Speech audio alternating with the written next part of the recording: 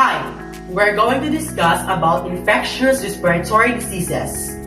Why it is important for us to know about infectious respiratory diseases. Knowing about infectious respiratory diseases is important because it helps in prevention, early detection, and treatment, thereby reducing the spread of the diseases and improving public health. Our group is going to discuss some common respiratory infections such as epiglottitis, asthma, laryngitis, including their causes, signs and symptoms, prevention, and treatment. First, I am going to discuss about epiglottitis. Epiglottitis is an infection in the upper respiratory system. It is an inflammation and swelling of the epiglottis. Epiglottitis is also referred to as supraglottitis. The epiglottis is located near the base of the tongue. It is primarily composed of cartilage. It acts as a valve, preventing food and liquids from entering your urine pipe while you eat and drink. The epiglottis tissue can get inflamed, swollen, and restrict your airway. This requires immediate medical attention. Epiglottitis has historically been common in children from 2 to 5 years old, although it is becoming increasingly prevalent in adults. Cause of infection. Bacterial infection is most common cause of epiglottis. Bacteria can enter your body when you breathe them in. It can then infect the epiglottis. The most frequent bacterial strain that causes this illness is Haemophilus influenzae, type B or HIV. You may get HIV by breathing the bacteria released when an infected person coughs, sneezes, or blow their nose. Other bacterial stains can cause epiglottis include Streptococcus A, B, or C, as well as Streptococcus pneumonia. Streptococcus A bacterium can also cause strep throat. Streptococcus pneumonia is an extreme common cause of bacterial pneumonia. The mode of transfer. How this disease is transmitted. Epiglottitis spreads in the same manner as the cold or flu virus. Bacteria are found in the small droplets of saliva and mucus released into the air when an infected person coughs or sneezes. These are the signs and symptoms. Epiglottis starts with fever, sore throat, hoarse voice, drooling, and dysphagia. Then escalates to severe respiratory diseases and prostration in a matter of hours.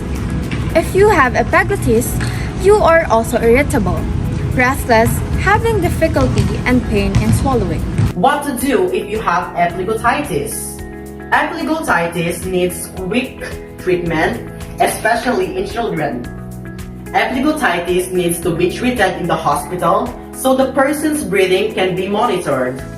All children with this diagnosis should be observed carefully and be intubated to maintain an open airway as soon as the first sign of the respiratory distress is detected. In order to prevent epiglottitis in children, it is recommended to get the Haemophilus influenzae or type B or HIV conjugated vaccine. Children should be immunized according to the schedule prescribed by the World Health Organization. That's all about epiglottitis. I hope that you now have a better understanding of this upper respiratory infection. The second respiratory disease that we are going to discuss is asthma. Asthma is a chronic disease in which the bronchial airways in the lungs become narrowed and swollen, making it difficult to breathe. Asthma targets all ages but mostly children. The common disease of asthma is bronchial asthma. It is caused by various fungi. The fungi that is causing asthma is allergic bronchopulmonary aspergillosis. There are many ways that cause asthma. It can either be genetics, allergens, environmental factors, occupational exposure, or respiratory infections. But asthma triggers by exposure to various irritants and substances that trigger allergies. It can cause asthma to develop in your lungs. Asthma is a communicable disease which is spread to people. The way people cough, eat mucus, or saliva hit someone and tries to touch their mouth or do something can cause asthma. Environmental triggers are the most common mode of transfer on asthma. The triggers are smoke, mold spores, cold air, or any chemicals or dust. The signs and symptoms of asthma are cough, wheezing, shortness of breath, chest pain, sweating, difficulty talking, and fast heartbeat. Asthma can affect individuals of all ages, from infants to elderly. However, asthma has a higher attack rate on children or teenagers. Adults have a small attack rate, but on elderly it's higher.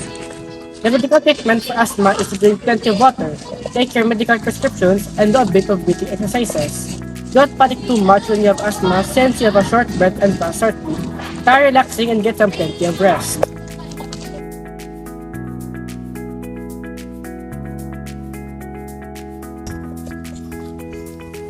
Laryngitis. The common name of the disease is laryngitis. While laryngitis is most commonly caused by a viral infection, it can also be caused by a fungal infection. The most common fungus that can cause laryngitis is Candida, specifically Candida albicans. Laryngitis is classified into two main types based on the duration of symptoms: acute laryngitis and chronic laryngitis.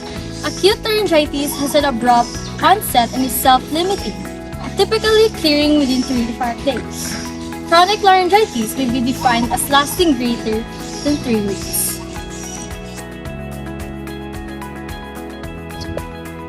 Causes of infection.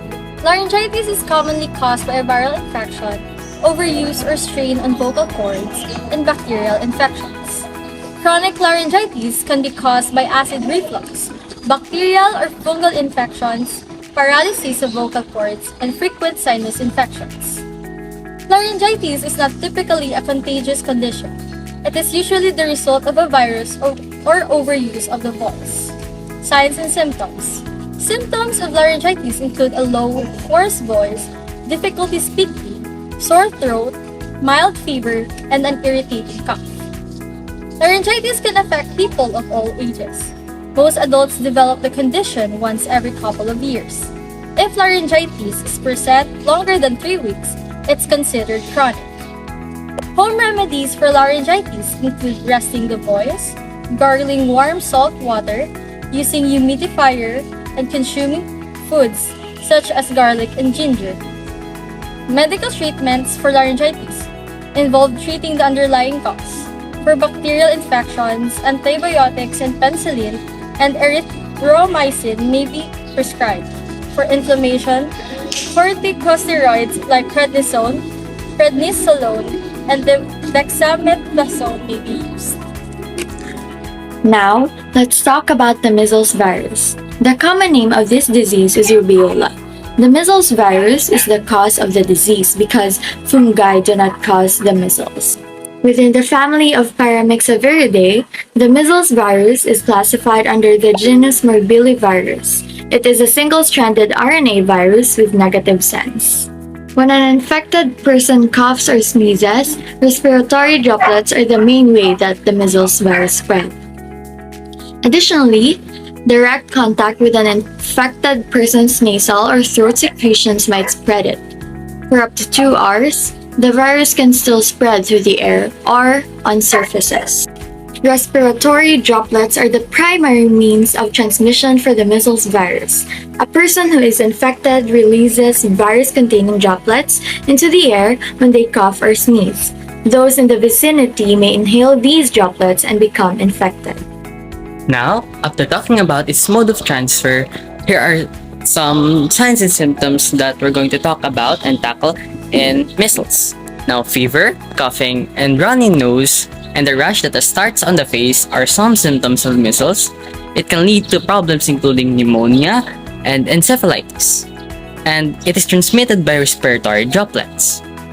Measles is especially dangerous for young children and people with compromised immune systems, and the mainstay of prevention for measles are vaccination. There are typical target age group and attack rate we're going to discuss when talking about measles. Now, those of all ages who are not resistant to the virus can contract measles. Nonetheless, individuals over 20 and children under 5 are age groups that most likely to experience it. Attack rates, on the other hand, are the percentage of those exposed to the virus and subsequently ill can be elevated, particularly in populations lacking vaccination records. After discussing about its attack rate and target age, we're going to talk about and tackle its home remedy and medical treatment. Now, the mainstays of home remedies for measles are hydration, rest, symptom relief, such as acetaminophen, where it is an over-the-counter drug and it can relieve fever and discomfort. But before administering it to children, see a doctor.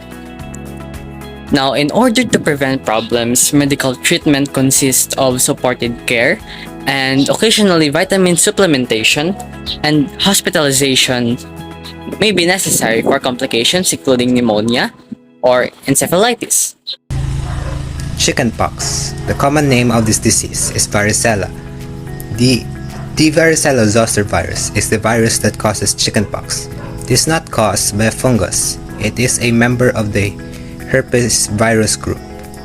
Classification of the disease. Chickenpox, also known as varicella, is an acute infectious disease caused by the varicella zoster virus, which is a DNA virus that is a member of the herpes virus group. Causes of infection. The disease is caused by the varicella zoster virus. Most cases occur through contact with an infected person. Mode of transfer. Chickenpox is highly contagious and spreads from person to person. The virus spreads freely through close contact with someone who has chickenpox. It may be spread from 1 to 2 days before the rash appears until lesions have crossed the wound. Signs and symptoms. Symptoms of chickenpox include skin rashes that may appear in faces, raised pink or red bumps, fluid-filled blisters, cracks, and scabs that cover the broken blisters.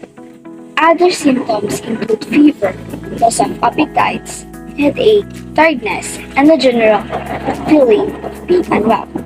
Target age group and attack rate. Before the chickenpox was vaccine introduced, chickenpox affected all age groups but was particularly common in children aged 1 to 4. Nowadays, far fewer people get chickenpox. However, case rates tend to be higher in infants because they can't receive vaccine until they are over 1 year old. Home remedy and medical treatment. Home remedies for chickenpox include applying calamine lotion, taking baking soda baths, using cold compresses, and drinking plenty of fluids to avoid dehydrations.